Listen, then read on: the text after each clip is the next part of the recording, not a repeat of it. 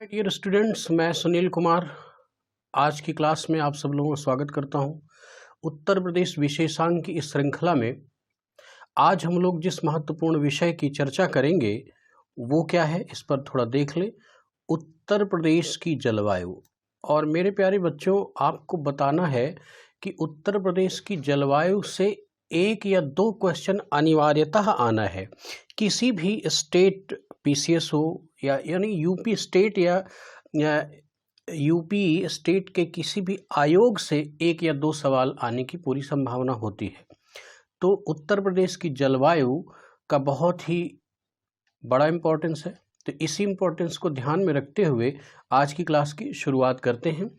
तो इस पहली पीपीटी के माध्यम से देखते हैं कि उत्तर प्रदेश की जलवायु का प्रकार क्या है। लेकिन उत्तर प्रदेश की जलवायु के प्रकार को समझने से पहले आप पहले समझें कि देखिए आपके सामने उत्तर प्रदेश का मैप है और इस प्रदेश में देखें कि अगर आप इंडिया के मैप को देखेंगे तो लगभग इसके इस एरिया से गुजरती हुई कर्क रेखा गुजर जाती है। तो कर्क रेखा को हम लोग अयन वृत्त का क्षेत्र कहते हैं। कर्क रेखा एक ऐसा क्षेत्र है जहां पर सूर्य उत्तरी गोलार्ध में अधिकतम दूरी तक पहुंचता है, आभासी रूप से गमन करता है और वहां पर चमकता है। कब चमकता है? ये 21 जून को चमकता है। कब चमकता है? 21 जून को। 21 जून को सूर्य सीधे कर्क रेखा पर चमकता है। मैं क्या बताना चाहता हूं कि उत्तर प्रदेश का यह जो दक्षिणी रीजन है, ये आप देख पा रहे हैं कि इसकी अवस्थिति कर्क रेखा के समीप है। तो पहले इसका अक्षांशीय विस्तार पहले चर्चा किया गया है, लेकिन आज के क्रम में आप समझ लें कि 2352 से लेकर के, यानी अगर देखा जाए तो उत्तर प्रदेश की जो दक्षिणी सीमा को टच करने वाली अक्षांशीय रेखा है वो कितनी है? वो 23 डिग्री 52 मिनट है। और इसका जो ऊपरी छोर को टच करके निकलने वाली है अक्षांश रेखा, वो उसकी वैल्यू कितनी है? उसकी वैल्यू है 31 डिग्री 28 मिनट। तो इसका मतलब ये 23.5 से 31.5 के मध्य है। तो दरअसल क्या है, इस बात को समझिए कि 0 डिग्री से 23.5 डिग्री का क्षेत्र उष्णकटिबंधीय है, लेकिन 23 डिग्री के ऊपर इसकी अवस्थिति है। तो इसका मतलब कहीं न कहीं इसकी अवस्थिति उपोष्ण कटिबंध में है। कैसे है? उपोष्ण कटिबंध में। लेकिन बहुत ध्यान से समझिएगा, मैं क्या समझाना चाहता हूं। मैं समझाना यह चाहता हूं कि जब भी आप पेपर देंगे तो आपको मिलेगा कि उत्तर प्रदेश की जलवायु कैसी है। प्रश्न मिलेगा तो आपको क्या जवाब देना है? उसमें ढूंढना है कि उष्णकटिबंधीय मानसूनी प्रकार की है। कैसी है? उष्णकटिबंधीय मानसूनी प्रकार। लेकिन गंभीरता से समझें कि उत्तर प्रदेश की अब स्थिति जो आपको दिख रही है वो कैसी दिख रही है? क्या वो उष्णकटिबंधीय? नहीं, वो तो उपोष्णकटिबंधीय है ना। तो उपोष्णकटिबंधीय में होने की वजह से कहीं कहीं उपोष्णकटिबंधीय मानसूनी जलवायु भी अगर ऑप्शन में है तो आप इसको टिक करेंगे। अब बहुत ध्यान से समझ लें, यहाँ पर कंसंट्रेट करें, बार बार मानसूनी शब्द आएगा। उष्णकटिबंधीय मानसूनी प्रकार या उपोष्णकटिबंधीय मानसूनी प्रकार, ये दो शब्द आएंगे। तो इस मानसून का मतलब क्या है? मैंने अभी मानसून की पवनों के लेक्चर में ये चीज़ स्पष्ट की थी। ज्योग्राफी वाली प्लेलिस्ट में आप जाइएगा, वहाँ पर ये डेटा आपको मिलेगा। लेकिन मैं आपको थोड़ा सा इंट्रो करता हूँ। मानसून एक अरबी शब्द है जिसका मतलब कि ऋतुगत परिवर्तनों के आधार पर पवन के प्रवाह में परिवर्तन हो जाना। मतलब पवनों की दिशा ऋतु के अनुसार बदल जाती है। अब बहुत ध्यान से देखिए, जब गर्मी का सीजन आएगा तो सूर्य उत्तरी गोलार्ध में होगा। अगर ये हम पृथ्वी को आभासी चित्रण यहाँ पर करें तो सूर्य उत्तरी गोलार्ध में होगा, यानी नॉर्दर्न हेमिस्फीयर में होगा। और ये मैक्सिमम कहाँ तक पहुँचता है? कर्क रेखा तक पहुँचता है। मतलब 23.5 डिग्री का जो अक्षांश, उत्तरी अक्षांश है, वहाँ तक सूर्य पहुँचेगा उत्तरी गोलार्ध में। ठीक है। तो अब जब ये सूर्य का आभासी गमन होता है तो इसी के साथ साथ आपने एक नाम सुना होगा ITCZ का। ITCZ, तो ITCZ का भी आभासी गमन होता है। तो जब ITCZ का आभासी गमन होता है तो उत्तर प्रदेश का ये जो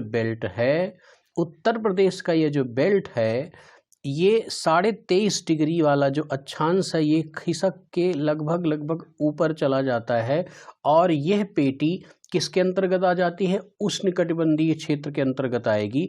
और जब उष्णकटिबंधीय क्षेत्र के अंतर्गत आएगी तो ये पछुआ पवन प्रवाह के अंतर्गत आ जाएगी और इसी को देसी भाषा में बोलते हैं पछियाँव। क्या बोलते हैं, पछियाँव चला अपने यूपी की भाषा में, पछुआ चली, पछुआ। तो ये पछुआ पवनों के प्रवाह क्षेत्र में आ गया गर्मी के दिनों में। ठीक है, अब देखिए जब ठंडी का समय आया तो ITCZ खसक गया, ये खिसक करके ITCZ आपका खिसक करके नीचे चला जाएगा। तो जब नीचे चला जाएगा तो ये पूरा उत्तर प्रदेश का जो बेल्ट है ये आपके किस बेल्ट में आ जाएगा, ये आ जाएगा उत्तर प्रदेश की जो पूरी पेटी है वो व्यापारिक पवन प्रवाह के अंतर्गत आ जाएगी। और व्यापारिक पवन प्रवाह का मतलब क्या, पूर्वा अर्थात पूर्वैया। तो आपने देखा कि मानसून का अर्थ ये है कि परिवर्तन, दिशाओं में, पवनों की दिशाओं में मौसम के अनुसार परिवर्तन। तो गर्मी के दिनों में ये पछुआ पवनों के प्रवाह के अंतर्गत आ जाएगा उत्तर प्रदेश, संपूर्ण उत्तर प्रदेश। और शीत ऋतु में हमने देखा कि ये पूर्वैया, जिसको हम लोग पूर्वा बोलते हैं, व्यापारिक पवनों की प्रवाह दिशा में ये आ जाएगा। तो इस तरह से ये जो परिवर्तन है वो तो मानसून स्पष्ट हो गया, लेकिन जलवायु का संपूर्ण प्रकार क्या है, उष्णकटिबंधीय मानसूनी प्रकार या उपोष्णकटिबंधीय मानसूनी प्रकार। ये दोनों बातें मैंने आपको स्पष्ट की। दोनों में से जो भी ऑप्शन होगा उसी में आप टिक मार दीजिएगा, कोई प्रॉब्लम नहीं है। बिल्कुल यहाँ पर कंसंट्रेट करें, दोनों साथ नहीं होगा, या तो उष्णकटिबंधीय मानसूनी प्रकार होगा या तो उपोष्णकटिबंधीय मानसूनी प्रकार की जलवायु होगी। और दोनों चीज़ें मैंने स्पष्ट की। अब जरा देखिए इसका दूसरा पॉइंट क्या कह रहा है, कृषि जलवायु अथवा सस्य जलवायु प्रदेश। बहुत इंपॉर्टेंट फैक्ट है, इसको समझे। इसको हम लोग एग्रो क्लाइमेटिक जोन भी बोलते हैं। खूब सवाल करता है, जहाँ तक मुझे याद है कि 2020 के PCS में भी ये सवाल आया है। तो देखिए पहले कृषि जलवायु का अर्थ क्या है, इसी को हम लोग सस्य जलवायु प्रदेश कहते हैं। तो ये प्रश्न क्या पूछता है कि उत्तर प्रदेश कुल कितने कृषि अर्थात सस्य जलवायु प्रदेशों अर्थात जोन में विभाजित है। तो आपको दिमाग में रखना है कुल 9 कृषि जलवायु प्रदेशों में यह विभाजित है। 9 कृषि जलवायु, कृषि पर कंसंट्रेट करें, मैं बार बार बोल रहा हूँ। देखिए अभी क्लाइमेटिक जोन की बात आएगी, जलवायु प्रदेश की बात आएगी, लेकिन यहाँ पर ये क्या है, कृषि जलवायु प्रदेश है। तो कृषि जलवायु प्रदेश कुल कितने बांटा गया है यूपी को, 9। तो ये जो 9 का विभाजन ये किस आधार पर है, इस बात को आप समझ लें। देखिए जैसे पूरे उत्तर प्रदेश में वर्षा का वितरण भिन्न है, उच्चावचों अर्थात भूभाग की असमानता समानता भिन्न है और मिट्टी के प्रकार भिन्न है। तो इनके आधार पर देखा जाएगा। तो मैंने आपको समझाया होगा उत्तर प्रदेश की भौतिक विन्यास, तो उस भौतिक विन्यास के ही आधार पर जब आप देखेंगे तो 9 कृषि जलवायु क्षेत्र निर्धारित किए जाएंगे। और जैसे कि देखिए जैसे भाभर, जैसे तराई, जैसे बुंदेलखंड का क्षेत्र, विंध्यन का क्षेत्र, मैंने 9 का नाम नहीं लिखा है, इसी प्रकार से आप समझ सकते हैं। तो इन क्षेत्रों में भाभर क्या था, शिवालिक के गिरिपादीय क्षेत्र पर भाभर है। फिर उसके बाद फिर क्या थी, तराई की अवस्थिति थी। फिर ये बुंदेलखंड वाला क्षेत्र आपने देखा। फिर उसके बाद विंध्यन क्षेत्र आपने देखा। इसी तरह से ये पश्चिमी यूपी का क्षेत्र देखा है। तो ये एक तरह से देखा जाए तो कृषि को प्रभावित करने वाले जो जलवायु कारक हैं उनके आधार पर 9 एग्रो क्लाइमेटिक जोन में उत्तर प्रदेश को विभाजित किया गया है। और अगर बात ये नहीं समझ में आए तो बिल्कुल रट लीजिएगा फैक्ट, अगर यूपी के इस सवाल को हल करना चाहते हैं तो। बहुत इंपॉर्टेंट है। तो कुल कितने हैं, 9 एग्रो क्लाइमेटिक जोन हैं। कुल कितने हैं, 9 एग्रो क्लाइमेटिक जोन में यूपी को बांटा गया है। अब अगला जरा देखिए क्या है, उत्तर प्रदेश का जलवायु प्रदेश। मैंने आपको बोला था ना कि ऊपर क्या है, एग्रो क्लाइमेटिक जोन, और नीचे क्या है, क्लाइमेटिक जोन, यानी जलवायु प्रदेश में कितने हैं। तो दरअसल बात को समझिए पहले। उत्तर प्रदेश को मुख्यतः 2 भागों में विभाजित किया गया है, 2 जलवायविक प्रदेशों में, 2 क्लाइमेटिक जोन में विभाजित किया गया है। एक क्या है, एक है उष्ण एवं आर्द्र प्रदेश, उष्ण एवं आर्द्र प्रदेश, जिसको हॉट ह्यूमाइड एरिया भी बोलते हैं। और दूसरा क्या है, साधारण उष्ण एवं आर्द्र प्रदेश। साधारण शब्द लग गया, बस यहाँ पर ध्यान रखें, क्या लग गया है, साधारण लग गया। तो साधारण का मतलब क्या है, थोड़ी कम गर्मी, और आर्द्र का मतलब क्या है, ह्यूमिडिटी मतलब नमी, थोड़ी कम गर्मी थोड़ी कम नमी। और इसका मतलब उष्ण और आर्द्र का मतलब क्या हुआ, गर्मी और नमी दोनों। तो मुख्यतः क्या है, यूपी का जो जलवायविक विभाजन है, जलवायविक प्रदेशों में विभक्त किया गया है, वो मेन रूप से दो, एक तो उष्ण एवं आर्द्र प्रदेश और एक साधारण उष्ण एवं आर्द्र प्रदेश।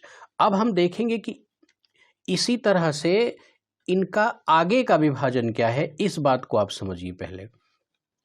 तो देखिए, उष्ण एवं आर्द्र प्रदेश को मैंने यहाँ पर आपके सामने रखा है। इसको किस तरह से देखा जाएगा, पहली चीज समझ लीजिए कि पूर्वी उत्तर प्रदेश का क्षेत्र इसको विभाजित किया गया, और तराई का क्षेत्र। देखिए जरा ध्यान समझिए कि ये जो पूर्वी उत्तर प्रदेश का क्षेत्र है, ये इसको विभाजित किया गया, और ये तराई का क्षेत्र है। ये तराई, भाभर के बाद तराई की अवस्थिति है। इसमें मुख्यतः उष्ण एवं आर्द्र प्रदेश के अंतर्गत मुख्यतः ये दो क्षेत्र आएंगे। तो ये दो क्षेत्र किस आधार पर आएंगे, पहले ये समझ लें। दरअसल ये दोनों क्षेत्र वर्षा के आधार पर आएंगे। तराई वाले क्षेत्र पर वर्षा अधिक पाई जाएगी, और पूर्वी उत्तर प्रदेश में भी वर्षा अधिक होगी, लेकिन तराई की तुलना में कम होगी। क्यों होगी, अभी मैं डिफाइन कर रहा हूँ। लेकिन पहली बात समझ लें कि उष्ण एवं आर्द्र प्रदेश के अंतर्गत दो उत्तर प्रदेश के क्षेत्र आएंगे, एक पूर्वी उत्तर प्रदेश का क्षेत्र आएगा और एक तराई का क्षेत्र आएगा। तो पूर्वी उत्तर प्रदेश का यह क्षेत्र हो गया, तराई का यह क्षेत्र हो गया।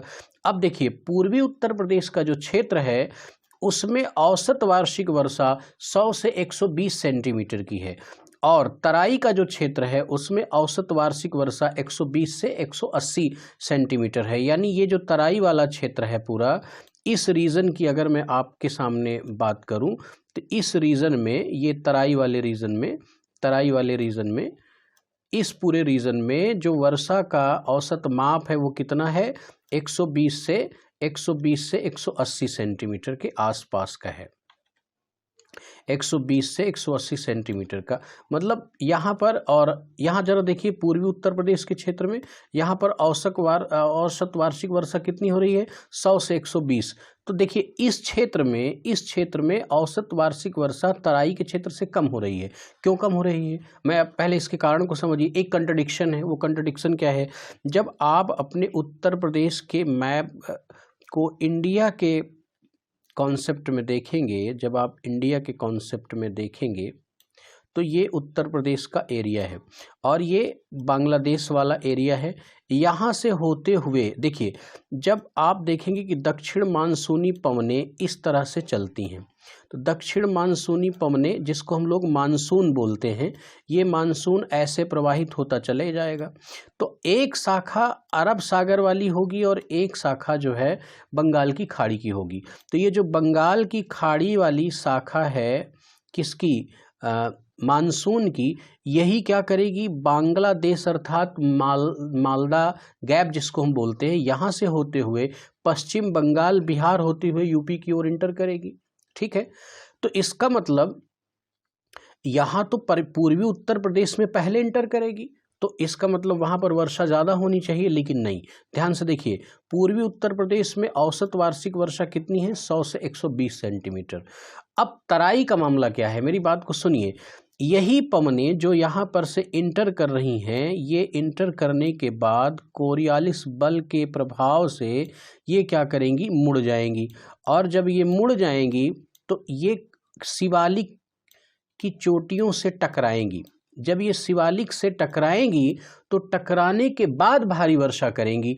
तो इस वजह से यहाँ पर तराई वाले क्षेत्र में पूर्वी उत्तर प्रदेश की तुलना में वर्षा अधिक हो जाएगी। तो उत्तर प्रदेश के क्लाइमेटिक जोन का जो पहला विभाजन है वो क्या है, उष्ण एवं आर्द्र प्रदेश। तो उष्ण एवं आर्द्र प्रदेश फिर से दो भागों में विभाजित किया गया। पहला क्या है, पूर्वी उत्तर प्रदेश का क्षेत्र, और दूसरा क्या है, तराई का क्षेत्र। तराई के क्षेत्र का जो औसत वार्षिक वर्षा है वो 120 से 180 सेंटीमीटर है, और उत्तर प्रदेश अर्थात पूर्वी उत्तर प्रदेश का जो औसत वार्षिक वर्षा है वो 100 से 120 सेंटीमीटर है। इसी वर्षा के आधार पर उष्ण एवं आर्द्र प्रदेश के इन दोनों भागों को विभाजित किया गया। अब अगर हम इसके आगे अगले सेक्शन की ओर आगे बढ़ें और देखते हैं फिर क्या है। दूसरा क्या था, साधारण उष्ण एवं आर्द्र प्रदेश, ये देखा था आपने। अब देखिए इसके अंतर्गत क्या चीज, जो पश्चिमी उत्तर प्रदेश है, तो ये पूर्वी के बाद ये पूरा का पूरा एरिया पश्चिमी उत्तर प्रदेश का, और बुंदेलखंड का क्षेत्र, तो ये क्या है, बुंदेलखंड का क्षेत्र है। इसमें दो भागों में विभाजित किया गया, किसको, साधारण उष्ण एवं आर्द्र प्रदेश। अभी आपको पता है, पीछे आपको मैंने दिखाया है कि दो क्लाइमेटिक जोन में विभाजित है। पहला क्या है, उष्ण एवं आर्द्र प्रदेश, और दूसरा क्या है, साधारण उष्ण एवं आर्द्र प्रदेश, अर्थात सेमी हॉट एंड ह्यूमाइड एरिया। तो इसके अंतर्गत ये पश्चिमी यूपी का क्षेत्र और बुंदेलखंड का क्षेत्र, ये दो आएगा। इन दोनों जगहों पर जो औसत वार्षिक वर्षा की स्थिति देखी गई वो 80 से 100 सेंटीमीटर, यानी तराई के क्षेत्र और पूर्वी उत्तर प्रदेश की तुलना में पश्चिमी उत्तर प्रदेश और बुंदेलखंड वाले क्षेत्र पर वर्षा कम पाई जाएगी, राइट, ये ध्यान रखना है। तो दो क्लाइमेटिक जोन में विभाजित किया गया यूपी को, दो क्लाइमेटिक जोन में, और 9 एग्रो क्लाइमेटिक जोन में विभाजित किया गया, और दोनों का डिटेल मैंने आपके सामने रखा। अब ध्यान से देखिए, ये दो फैक्ट बहुत इंपॉर्टेंट है, ध्यान से देखिए। कोपेन एक जलवायुविद थे और थॉर्नथ्वेट भी एक जलवायुविद थे। इन दोनों ने क्या किया, उत्तर प्रदेश की जलवायु के प्रकार को निश्चित किया। तो मिस्टर कोपेन महोदय ने बताया कि उत्तर प्रदेश की जलवायु CWG प्रकार की है, अर्थात शुष्क, शीत और मानसूनी प्रकार की है। इसके 3 गुण यहाँ पर कंसंट्रेट करें, शुष्क, शीत, मानसूनी प्रकार की। और ये कौन कह रहा है, कोपेन कर रहे हैं। कोपेन एक नाम है, वैज्ञानिक थे, जलवायुविद थे, क्लाइमेटोलॉजिस्ट थे। इन्होंने ये बात रखी कि उत्तर प्रदेश की जलवायु का वास्तविक प्रकार क्या है, CWG, जिसको कि हम हिंदी में कहते हैं शुष्क, शीत, मानसूनी प्रकार की। ये CWG क्या है, देखिए कोपेन के जलवायु के का एक क्लासिफिकेशन है, classification of climate according to Koppen. ये एक अलग टॉपिक होगा, वहाँ पर मैं आपको समझाऊंगा किस प्रकार से इन्होंने ये जो अल्फ़ाबेट्स लिए हैं इनका क्या मतलब है CWG का। यहाँ पर आपको बिल्कुल CWG को एज इट इज़ रट लेना है, कॉमनवेल्थ गेम। ध्यान से देखिए, कॉमनवेल्थ गेम के न्यूमेनिक के साथ, ये कॉमनवेल्थ गेम क्या है, न्यूमेनिक है भाई, C से कॉमन, W से वेल्थ, G से गेम। कॉमनवेल्थ गेम को कोपेन से ऐड कर दीजिए। उसके बाद एक जो थॉर्नथ्वेट महोदय हैं वो कहते हैं कि उत्तर प्रदेश की जलवायु किस प्रकार की है, CBW प्रकार की है। इसका मतलब क्या हुआ, समशीतोष्ण उपार्द्र प्रकार की। ये तो इसका हिंदी संस्करण हो गया CBW, ये इसका क्या हो गया, थॉर्नथ्वेट। तो कोपेन के अनुसार यूपी की जलवायु का प्रकार क्या है, CWG, अर्थात कॉमनवेल्थ गेम। एक न्यूमेनिक्स है, याद करने का तरीका। तो इसी तरह थॉर्नथ्वेट महोदय ने क्या कहा है, CBW, अर्थात समशीतोष्ण उपार्द्र प्रकार की। तो इसका भी एक न्यूमेनिक्स CBW का भी बना लीजिए, आपकी चीज़ें क्लियर हो जाएंगी। लेकिन ये दोनों प्रश्न इंपॉर्टेंट हैं, बिल्कुल आ सकता है। कोपेन के अकॉर्डिंग यूपी की जलवायु का प्रकार और थॉर्नथ्वेट महोदय के अनुसार यूपी की जलवायु का प्रकार क्या है, ये प्रश्न पूछ सकता है, तो आप तैयार रहें। अब आगे आ जाएं, जरा हम लोग देखते हैं कि देखिए जलवायु में दो शब्द हैं, जल और वायु। तो जल और वायु से जलवायु का बहुत गहरा संबंध है, किंतु जलवायु के निर्धारण में तापमान का बहुत गहरा संबंध है। तो उत्तर प्रदेश की जलवायु में अगर हम उत्तर प्रदेश के तापमान प्रतिरूप का अध्ययन ना करें तो चीज़ें अधूरी हो जाएंगी। तो देखिए उत्तर प्रदेश के तापमान प्रतिरूप का अर्थ क्या है कि उत्तर प्रदेश में कैसे तापमान का वितरण है, और मुख्यतः इससे संबंधित कि सर्वाधिक तापमान और कम तापमान, ये दो डेटा बहुत पूछता है। तो ये मैं आपके सामने रख रहा हूँ। देखिए सर्वाधिक तापमान कहाँ पाया जाएगा, बुंदेलखंड क्षेत्र में। अब देखिए ये बुंदेलखंड वाला क्षेत्र है, झांसी, जालौन, ललितपुर। क्यों पाया जाएगा, क्योंकि अभी आपको मैंने बताया है कि ये कर्क रेखा के नज़दीक इनकी अवस्थिति है, और कर्क रेखा पर सूर्य चमकता है। अयन वृत्तीय क्षेत्र कहा जाता है। तो अयन वृत्तीय क्षेत्र पर सर्वाधिक गर्मी होती है। 21 जून बड़ा वाला दिन उत्तरी गोलार्ध का होता है, अभी आएगा। तो इस वजह से इस क्षेत्र पर गर्मी अधिक होगी, और सर्वाधिक किस स्थान पर पड़ती है, अगर ये डेटा पूछे तो झांसी व आगरा, इनमें से कोई भी ऑप्शन होगा तो ये आगरा वाला क्षेत्र है और ये झांसी वाला क्षेत्र है। इनमें दोनों में से कोई भी एक ऑप्शन अगर आपके सामने रखता है तो आप उसको मार दीजिए। सही तरीका यही होगा कि झांसी व आगरा में से कोई भी है तो वहाँ पर सर्वाधिक गर्मी पड़ेगी। क्यों? क्योंकि यह क्षेत्र कर्क रेखा के नज़दीक पड़ता है। अब देखिए, सबसे कम तापमान का भी प्रश्न बहुत बार पूछा है, तो वो क्या है? बरेली। बरेली कहाँ पर है? ये यहीं पर पीलीभीत के आसपास बरेली का क्षेत्र है। अब देखिए, बरेली किस जगह पर है? देखिए, कर्क रेखा से जैसे जैसे दूरी बढ़ेगी, जैसे जैसे कर्क रेखा से दूरी बढ़ेगी स्थानों की, वैसे वैसे क्या होगी? वहाँ पर गर्मी कम होगी और ठंड अधिक होगी। तो इसी वजह से ये बरेली की जो अवस्थिति है वो शिवालिक के गिरिपादीय क्षेत्र तक हो गई है। इस वजह से यहाँ पर निश्चित रूप से तापमान अपेक्षाकृत कम होगा। तो सबसे कम तापमान का डेटा अगर पूछे तो आपको क्या टिक करना है? बरेली। इसके बाद देखिए, 3 डेटा और रखिए। शीत ऋतु का औसत तापमान कभी कभी पूछता है, लेकिन मैं कहता हूँ कि आप तैयार रहें इस बवंडर को सॉल्व करने के लिए। अगर ऐसा कोई सवाल पूछता है कि शीत ऋतु का जो औसत तापमान है वो कितना है, 10 डिग्री से 28 डिग्री तक का होता है। इसी प्रकार ग्रीष्म ऋतु का जो औसत तापमान है, देखिए तापमान प्रतिरूप पढ़ रहे हैं ना, तो चीज़ों को कायदे से पढ़ लें। तो शीत ऋतु में अर्थात ग्रीष्म ऋतु में अर्थात गर्मी के दिनों में तो 21 से 40 डिग्री तक का एक औसत तापमान पाया गया है। वर्षा के समय में 25 से 35 डिग्री का औसत तापमान प्राप्त होता है उत्तर प्रदेश की धरती में। तो तापमान प्रतिरूप के बाद अगर हम देखें तो उत्तर प्रदेश का जो वर्षा प्रतिरूप महत्वपूर्ण है। वर्षा प्रतिरूप देख लेते हैं कि किस तरह से वर्षा का वितरण यूपी में है। तो देखिए, सर्वाधिक वर्षा का सवाल बहुत बार पूछा है, हजारों बार पूछा है, सैकड़ों बार पूछा है। तो आप इस प्रश्न के लिए तैयार रहें। वह स्थान कौन सा है? गोरखपुर। कहाँ पूछा है? सर्वाधिक वर्षा कहाँ होती है? गोरखपुर में। कितनी? लगभग 185 सेंटीमीटर। और अभी आपने देखा है कि पूर्वी उत्तर प्रदेश का जो क्षेत्र है वो औसत दर्जे 100 से 120, 100 से कितना? 120 सेंटीमीटर की औसत वार्षिक वर्षा प्राप्त करता है, लेकिन गोरखपुर में 185 सेंटीमीटर की औसत वार्षिक वर्षा यानी अपेक्षाकृत अधिक है। और सबसे कम वर्षा का अगर डेटा पूछे तो भाई मथुरा में कितनी? लगभग 55 सेंटीमीटर। ये आपके मथुरा का क्षेत्र है। यहाँ पर कितना है? सबसे कम वर्षा वाला स्थान है। सबसे कम वर्षा वाला जिला पूछ सकता है, सर्वाधिक वर्षा वाला जिला पूछ सकता है। ठीक है। उसके बाद देखिए, उत्तर प्रदेश में 83% वर्षा दक्षिण पश्चिमी मानसून से तथा 17% वर्षा शीतकाल में पश्चिमी विक्षोभ व अन्य स्थानीय कारणों से होती है। अब ध्यान से देखिए, ये भारत का मैप है। इस भारत में के मैप में आप देखिए, ये है दक्षिण पश्चिम मानसून। तो इस दक्षिण पश्चिम मानसून की एक ये अरब सागर की शाखा जाएगी और एक ये बंगाल की खाड़ी। तो ध्यान रखें कि दक्षिण पश्चिम मानसून की ये दोनों शाखाएं दक्षिण पश्चिम मानसूनी शाखाएं ही कही जाएंगी। तो उत्तर प्रदेश की यह धरती, यहाँ पर देखें, ये उत्तर प्रदेश की धरती, तो सर्वाधिक वर्षा इन्हीं दक्षिण पश्चिमी मानसूनी पवनों के प्रवाह से होती है।